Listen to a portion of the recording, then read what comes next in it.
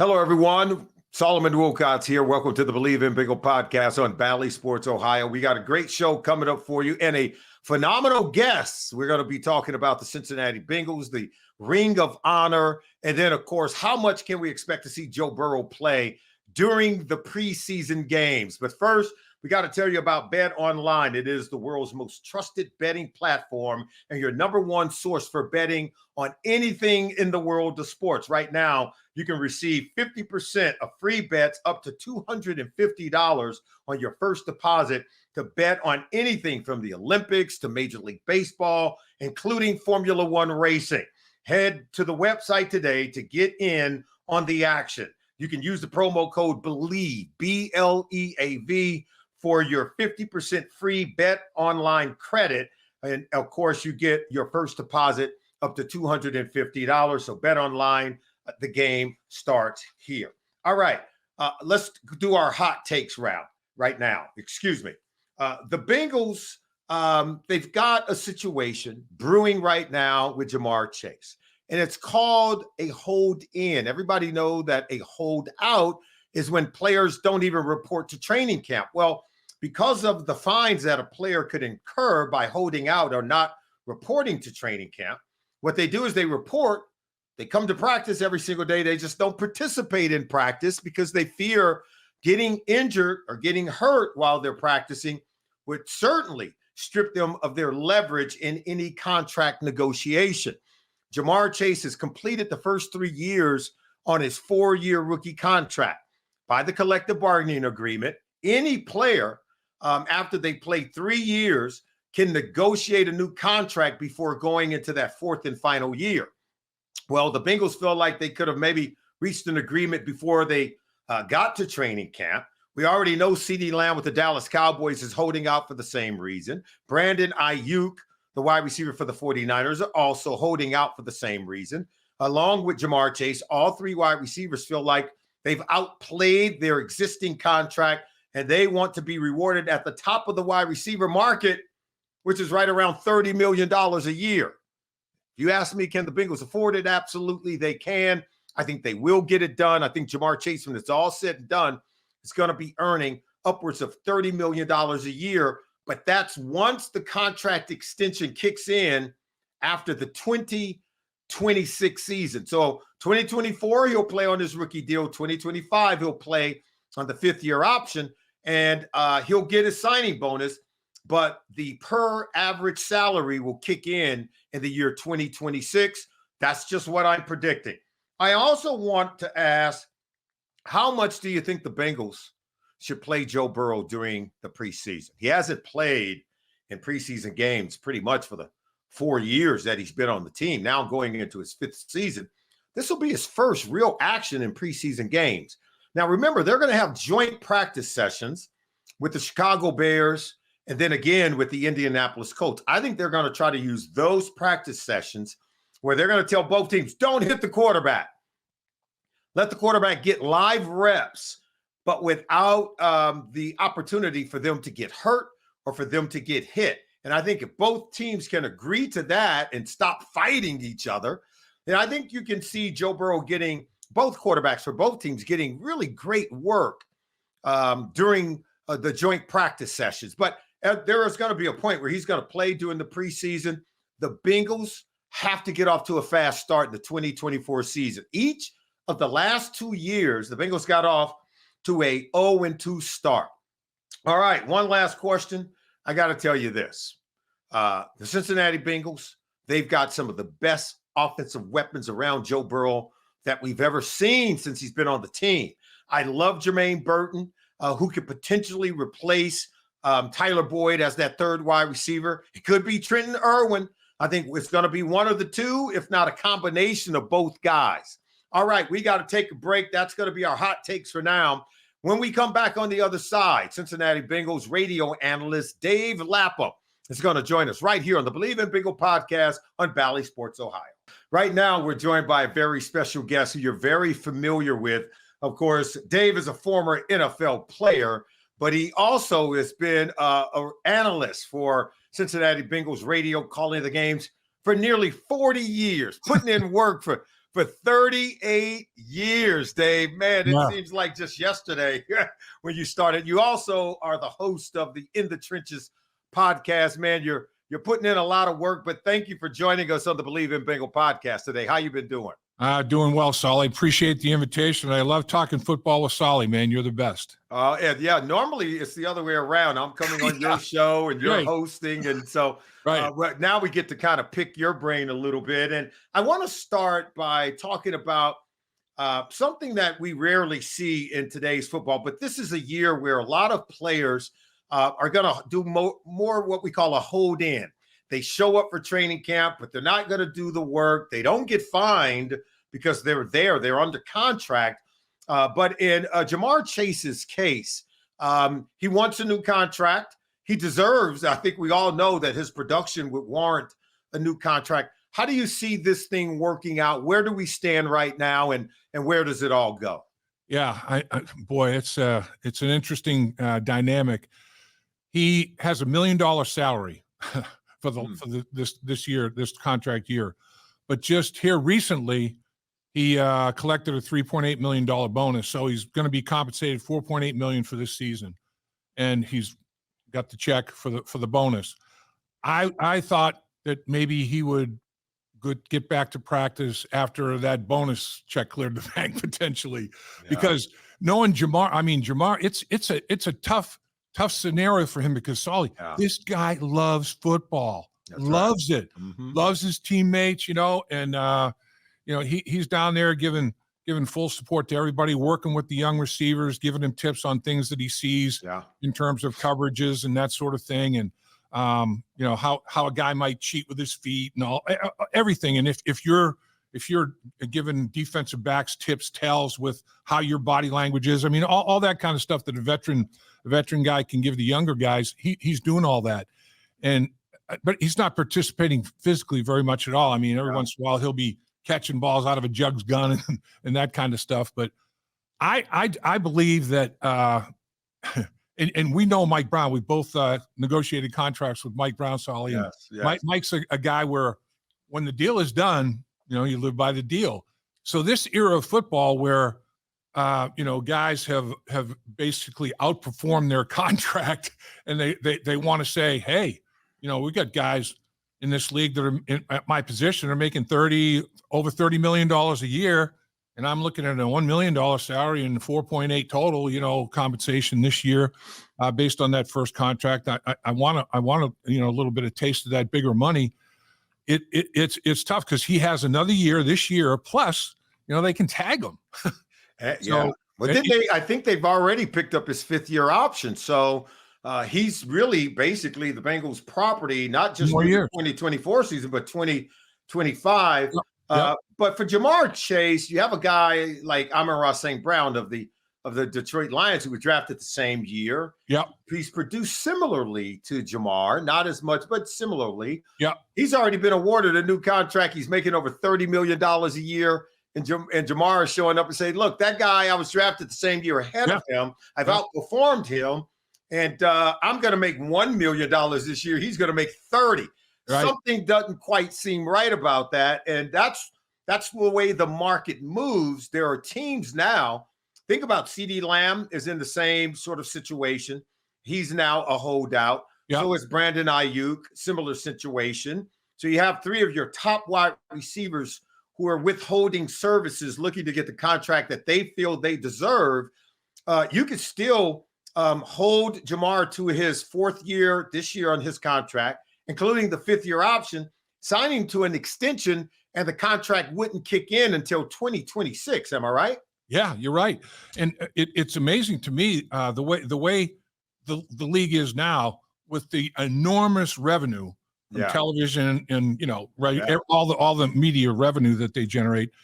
To me, these contracts are turning into almost these long-term deals are almost a meaningless thing. And it's like as soon as somebody sets another bar in terms of performance and being compensated for that, it's like you better start matching that now, because the longer you wait, it's going up, it's going up, it's going up. And Mike's mindset is, look, I compensated you fairly, it's a good deal, live by the deal. And this era of football is not not that type of mindset. To me, all these 3-year deals with a or a 4-year deal. I mean, if a guy's a great player, he might live by the 2 years of it, and then it's like, come on back to the table. I've outplayed this deal, man.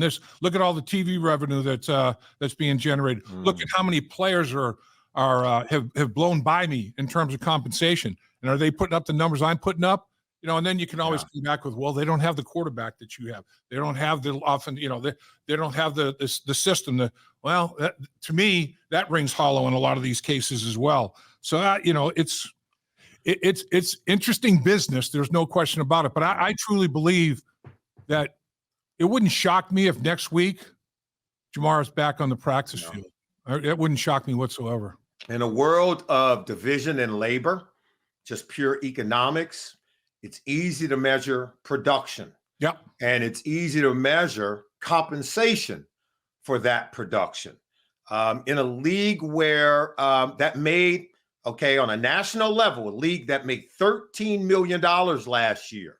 And then all 32 teams received a check from that league of $400 million for the upcoming season. But the league salary cap, in other words, they have a budget for player salary at $255 million this year. That's almost about half of the $400 million check they just got. So to say that they can't afford the players, you and I both know that's a non-starter. To say that you can't pay a quarterback $50 million and 2 wide receivers $20 and $30 million is a non-starter, because the numbers suggest that you can. The Eagles are doing it. Yep. The Dolphins are doing it. And so there has to be greater nuance in understanding how the money gets divided up for us to truly understand that the Bengals can afford these high salaries, because no one's asking how much the team is making. Let's move on, because I got to ask you about a couple of favorite player of ours. It's like Mike Brown said, I'm going to take the baddest dude who ever played for me on offense and one of the baddest dudes who ever played for me on defense, and they're going into the Ring of Honor. And that's Tim Krumrie and Corey Dillon. When you hear those two names and those two players, because you called all these games that these guys played during their entire career, when you hear of their names going in the Bengals Ring of Honor, what comes to mind, Dave? Physicality. Like you said, the baddest dudes. I mean, physicality. Just unbelievable. I mean, off the charts in terms of Tim Krumrie. My last year with the Bengals was Tim's rookie year, and I went against Tim in practice every single day. You know how he was as a rookie. I mean, even crank it up. I mean, as a rookie, he was like he was a 10th round pick coming out of Wisconsin with a chip about as big as a 2x4, because he was a 10th round pick coming out of Wisconsin. And it's like, I'm showing everybody. And he was unbelievable, man. Just an unbelievable player. Wrestling, made him. That's right. Just his balance was, I mean, it was a force that I've like, wow, man, it's hard to get this guy, forget off balance. It's hard to just like move him a little bit. I mean, never mind, throwing him or getting him on the ground, just to move him a little bit off balance. Man, when he dug in, man, when he hunkered down, he was an immovable object. It was unbelievable. He really was. And for a nose tackle to lead a team in tackles, what? Are you kidding me? Every year. Unbelievable. and you look at it when he retired from the Bengals, I think it was 4th on the all-time sack list. So I mean, Tim would when the edges were doing their thing and quarterbacks trying to step up, Tim was right there, man, to clean that bad boy up and inflict some pain there too. I mean, and then obviously, as we know, Solly, when you shattered the leg like he did. Wow. Segmental fracture in both the tibia and fibula, right below his kneecap and right above his ankle, and his legs just, flopping around. I mean, you look at somebody, he has a 15-inch steel rod put in his leg and both bones. Mm-hmm. And then the next year, he comes back and he plays in the opener. Week one, the opener. It's like, kidding me? I mean, this guy was, brute force, physical. Yeah. Everybody talks about, yeah, man, I'm gonna impose my will. He's the definition of that, man. Yeah. Definition. Yeah. And then Corey Dillon, as fierce a combination of I'll run you over if I want to and run away from you, or I'll make you miss and run away from you. Yeah. Is anybody, I mean, he was in that Jim Brown mold. And yes, I heard Paul Brown, who coached him, who was with both organizations, make that comparison. When he put Corey Dillon in the same breath as Jimmy Brown, I'm like, ooh, man, that's so when he set the rookie rushing record of 246 yards, he carried it like 39 times. Yeah. I mean, showing that's unbelievable to have 39 carries in one game. Nearly 40 carries in a game against a loaded box of really good defenders, by the way. That Houston Oilers Tennessee Titan team was loaded. They would end up going to the Super Bowl, I think, a couple of years within that same time frame. Right. And then Denver, when he set the single game rushing record, he 22 carries, 278 yards. And then 10 of those carries were for -2 yards. He had, a few carries of 1 yard gain, no gain, and losses. So he had a total of 10 carries for -2 yards. Mm-hmm. So the other 10 carries were for 280 yards on 10 carries. Wow. So Denver, the same thing. So like you say, they got 9 guys within 5 yards of the line of scrimmage. If he hit a crease or he ran a guy over, and his speed, he had that immense power and people would bounce off him, but his speed, he didn't get caught from behind now. I mean, 2 physical freaks, man, and they were physical players. They were 2 bad dudes. That it's very rare you have a player who strikes fear in the heart of the opponent.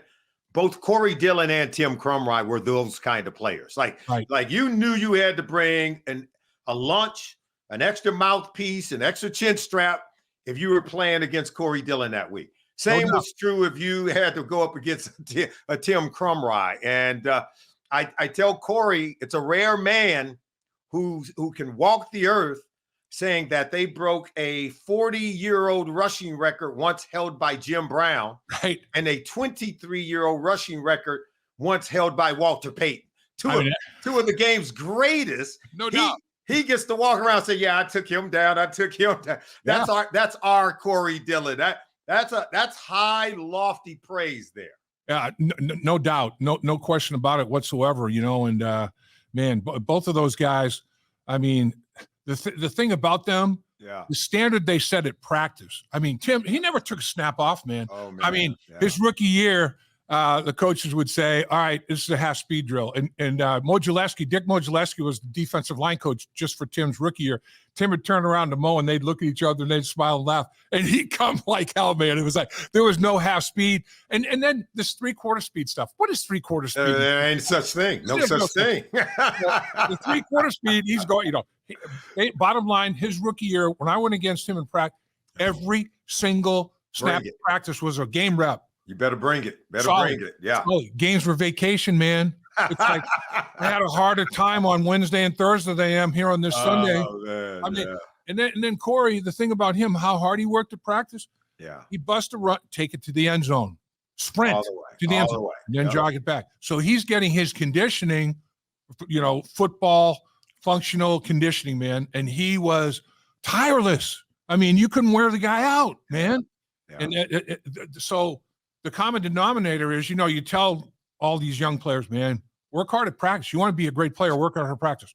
These 2 guys, great examples right there. Yeah, literally, they are not just 2 of the greatest Bengals players who've ever played.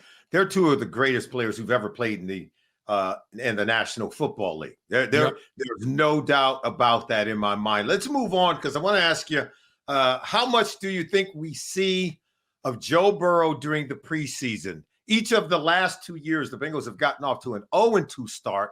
We understand that we need to get off to a much faster start in 2024. The offense needs to come out hitting its stride. How much do we see of Joe Burrow in the preseason? Because we haven't seen him in the preseason at all during his career. And I think you're going to see him. Yeah. I don't think it's been determined the extent. I think that's still dialogue amongst the coaches, probably on an every meeting basis offensively. But boy, Solly, he looks good, man. I mean, he really does. You see him. He's put on really good weight. Yeah. He's strong. He's got a lot of strength. throwing the ball with power, accuracy. He's putting it right where he wants to. The ball's coming out of his hand. Great. He will play in the preseason, but now I do Bleav in what they're doing with these practices with other organizations before you play the preseason game. They're doing it on the road in Chicago, and they're doing it at home against Indianapolis. So you get both tastes. It's like you're traveling, and then you're working, and then you have a game, and you're working. These controlled snaps are pretty good, man. They get a lot of good work in.